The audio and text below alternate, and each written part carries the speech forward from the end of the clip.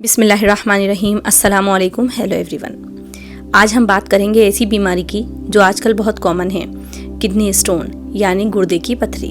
अगर आपको आपके घर में या किसी को या आपके किसी पेशेंट को किडनी स्टोन है या अल्ट्रासाउंड में स्टोन आया है या डॉक्टर ने ऑपरेशन की सलाह दी है तो आज की ये वीडियो आपके लिए बहुत इंपॉर्टेंट है। और अगर आप इलेक्ट्रो होम्योपैथी के स्टूडेंट या फिजिशियन हैं तो इस वीडियो को लास्ट तक ज़रूर देखिए, क्योंकि आज मैं आपको बताऊंगी कि किडनी स्टोन के पेशेंट को क्लिनिकली कैसे असेस किया जाता है और हमारे क्लिनिकल प्रोटोकॉल में किस तरह ट्रीटमेंट प्लान बनाया जाता है। तो चलिए शुरू करते हैं। किडनी स्टोन आखिर होता क्या है? हमारी किडनीज रात दिन ब्लड को फिल्टर करती रहती हैं और बॉडी की तमाम गंदगी को यूरिन के ज़रिए बाहर निकालती हैं। लेकिन जब यूरिन में कैल्शियम, ऑक्सलेट, यूरिक एसिड या दूसरे मिनरल्स ज़्यादा मात्रा में जमा होने लगते हैं तो छोटे छोटे क्रिस्टल बनने लगते हैं। धीरे धीरे यही क्रिस्टल्स मिलकर स्टोन बन जाते हैं। किडनी स्टोन क्यों होता है? सबसे बड़ा रीज़न है कम पानी पीना। इसके अलावा ज़्यादा नमक खाना, soft drinks, fast food, family history या बार बार यूरिन इन्फेक्शन होना, मोटापा, डायबिटीज़, यूरिक एसिड का बढ़ना, यूरिन को देर तक रोक कर रखना और कुछ मेटाबॉलिक प्रॉब्लम की वजह से भी ऐसा हो सकता है। ये सभी स्टोन बनने का रिस्क बढ़ा सकते हैं। अगर किसी को पथरी है तो उसके क्या सिम्टम हो सकते हैं? अगर स्टोन छोटा है तो कई बार कोई तकलीफ नहीं होती, लेकिन जब स्टोन अपनी जगह बदलता है तब कमर की एक तरफ बहुत तेज दर्द हो सकता है, दर्द नीचे तक जा सकता है, पेशाब में जलन हो सकती है या बार बार पेशाब आने की कंप्लेन भी पेशेंट दे सकता है। पेशाब में खून आ सकता है, जी मचला सकता है, चक्कर आ सकते हैं, बेचैनी हो सकती है, घबराहट हो सकती है और अगर इन्फेक्शन भी हो तो फीवर भी आ सकता है। अगर दर्द के साथ तेज बुखार हो, पेशाब बंद हो जाए या क्रिएटिनिन इंक्रीज हो रहा हो तो देर बिल्कुल मत कीजिए। ऐसे पेशेंट को जल्द ही हॉस्पिटल या यूरोलॉजिस्ट के पास भेजना चाहिए। अब बात करते हैं इन सब सिम्टम के आने पर कौन कौन सी जांच कराई जाती है जिससे पता लग सके कि वाकई पथरी है या नहीं। किडनी स्टोन में आमतौर पर ultrasound, KUV, urine routine microscopy, urine culture, अगर इन्फेक्शन का शक हो तभी यूरिन कल्चर कराएं।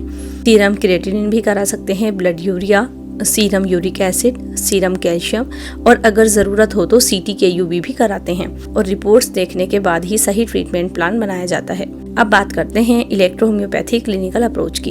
इलेक्ट्रो होम्योपैथी में हम सिर्फ स्टोन को देखकर ट्रीटमेंट नहीं करते, हम देखते हैं स्टोन की साइज़ क्या है, स्टोन किडनी में है या यूरेटर में है, इन्फेक्शन है या नहीं है, बर्निंग है या नहीं है, पेन कितना है, किडनी फंक्शन कैसा है।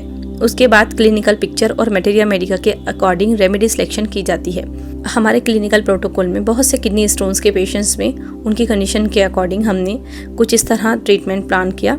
S6L1 या L2, BE या RE को खाने से पहले इस कॉम्बिनेशन को किडनी और लिम्फेटिक सिस्टम की सपोर्ट, यूरिनरी कंजेशन और पेशेंट की क्लिनिकल पिक्चर के अकॉर्डिंग शामिल किया। C6-1YE या WE को खाने के बाद ये कॉम्बिनेशन यूरिनरी ट्रैक्ट सपोर्ट और कॉन्स्टिट्यूशनल मैनेजमेंट को ध्यान में रखकर दिया जाता है।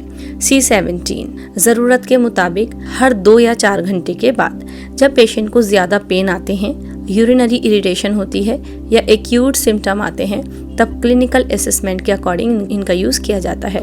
अब बात करते हैं इस सब को किस डाइल्यूशन में यूज़ करना है। तो बेसिकली इस सब को हम D5 में यूज़ करते हैं। एक्सटर्नल रेमेडी हम साथ में देते हैं S6L1BE D4 में। इसको दर्द की कंडीशन में एक्सटर्नल एप्लीकेशन की फॉर्म में यूज़ किया जाता है। इसी के साथ कुछ पेटेंट मेडिसिन है जैसे एल्कोलिन सिरप है, यूरोस्टोनिल ड्रॉप्स हैं और यूरोस्टोनिल टैबलेट्स हैं। ये तमाम रेमेडीज़ यूरिनरी ट्रैक्ट सपोर्ट और स्टोन रिलेटेड सिम्टम की क्लिनिकल पिक्चर के अकॉर्डिंग हमारे प्रोटोकॉल का हिस्सा बनती हैं। लेकिन याद रखिए, मेडिसिन याद कर लेना ही डॉक्टर बनना नहीं होता। अच्छा डॉक्टर वही होता है जो रिपोर्ट्स भी पढ़ना जानता हो, केस टेकिंग करना जानता हो और हर पेशेंट के लिए अलग अलग ट्रीटमेंट प्लान जानता हो। अब बात करते हैं किडनी स्टोन होने पर डाइट में क्या क्या लेना चाहिए। सबसे पहले पानी अच्छी मात्रा में पिएं। लेमन वाटर ले सकते हैं अगर आपके डॉक्टर ने मना ना किया हो। कोकोनट वाटर भी कई लोगों के लिए यूज़फुल हो सकता है। फ्रेश फ्रूट्स खाइए, सीजनल वेजिटेबल्स लीजिए, हाई फाइबर डाइट रखिए और वॉक ज़रूर कीजिए। साथ ही में वेट कंट्रोल रखिए। अब बात करते हैं किडनी स्टोन में किन चीज़ों से बचना है या परहेज रखना है। बहुत ज़्यादा नमक वाली चीज़ों से परहेज रखना है। Cold drink, soft drinks, package juice और एक्सेस शुगर को भी अवॉइड करना है। बहुत ज़्यादा फास्ट फूड भी नहीं लेना। अगर स्टोन कैल्शियम ऑक्सलेट टाइप का हो तो डॉक्टर की सलाह के अकॉर्डिंग कुछ हाई ऑक्सलेट फूड्स को सीमित करने की भी सलाह दी जा सकती है। अब बात करते हैं स्टोन से बचने के आसान तरीके क्या हैं। सबसे पहले पानी कम मत पीजिए। यूरिन को कभी भी होल्ड नहीं कीजिए। रोज एक्सरसाइज कीजिए, हेल्दी वेट रखिए, इन्फेक्शन का टाइम पर इलाज कराइए और साल में एक बार हेल्थ चेकअप जरूर कराइए अगर ऑलरेडी स्टोन हो चुका हो। अल्हम्दुलिल्लाह हमारी क्लिनिकल प्रैक्टिस में ऐसे कई पेशेंट्स आए हैं जिन्हें ऑपरेशन की सलाह दी गई थी, लेकिन सही case selection, proper investigation, regular follow up, hydration और हमारे क्लिनिकल प्रोटोकॉल के साथ कई सारे पेशेंट्स में अच्छे क्लिनिकल रिजल्ट्स देखने को मिले हैं। लेकिन मैं एक बात हमेशा कहती हूँ, हर पेशेंट अलग होता है, इसलिए किसी दूसरे की मेडिसिन देखकर खुद ट्रीटमेंट शुरू मत कीजिए। पहले रिपोर्ट्स कराइए, प्रॉपर डायग्नोसिस कराइए। अगर आपको यह वीडियो पसंद आई हो तो इसे ज़्यादा से ज़्यादा शेयर कीजिए, लाइक कीजिए, चैनल को सब्सक्राइब कीजिए। अगर आपका कोई सवाल है तो कमेंट बॉक्स में ज़रूर लिखिए। Thank you so much.